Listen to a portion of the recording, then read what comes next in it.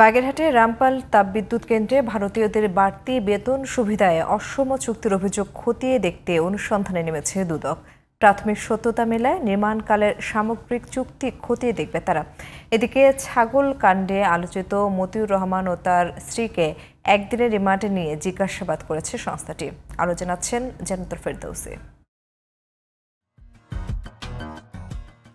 বাগেরহাটের রামপাল তাপবিদ্যুৎ কেন্দ্রে বেতন বৈষম্য ও ভারতীয়দের প্রাধান্যের অভিযোগে হাইকোর্টে রিট করেন এক আইনজীবী।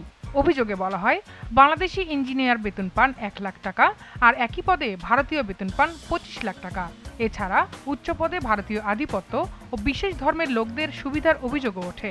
শুনানিতে বিদ্যুৎ মন্ত্রণালয় সহ সংশ্লিষ্টদের বিরুদ্ধে রুল জারি করে আদালত। এরপরই গত জুনে দুদকের বাগেরহাট অফিসের অভিযানে অনিয়মের প্রাথমিক সত্যতা মেলে। দেখা যায়, নিজস্ব নীতিমালা থাকলেও ভারতীয় কর্মকর্তারা বাড়তি সুবিধা পাচ্ছেন। এছাড়া দেশি বিদেশি কর্মকর্তা অনুপাতের নিয়মও অমান্য করা হচ্ছে। এসব ঘটনায় চুক্তি থেকে শুরু করে টেন্ডার প্রক্রিয়ায় নানাবিধ অনিয়মের অভিযোগে অনুসন্ধান শুরু করেছে দুদক।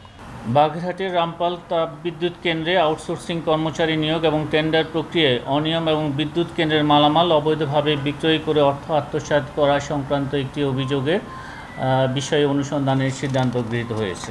এদিকে 53 কোটি টাকার অবৈধ সম্পদ অর্জনের মামলায় ছাগলকাণ্ডে আলোচিত এনবিআরের সাবেক কর্মকর্তা মতিউর রহমান ও তার স্ত্রীকে একদিনের রিমান্ডে নিয়ে জিজ্ঞাসাবাদ করেছে দুর্নীতি দমন কমিশন। রিমান্ডের কার্যক্রম চলমান আছে। রিমান্ড শেষে তদন্তকারী কর্মকর্তারা সিদ্ধান্ত গ্রহণ করবেন সেটা আরও বৃদ্ধি করার প্রয়োজন আছে কিনা। এদিন 113 কোটি টাকার অবৈধ সম্পদ ও 154 কোটি টাকার সন্দেহজনক লেনদেনের অভিযোগে জেমকন গ্রুপের প্রধান নির্বাহী কর্মকর্তা কাজী আনিস আহমেদ ও পরিচালক কাজী ইনাম আহমেদের বিরুদ্ধে মামলা করেছে দুদক।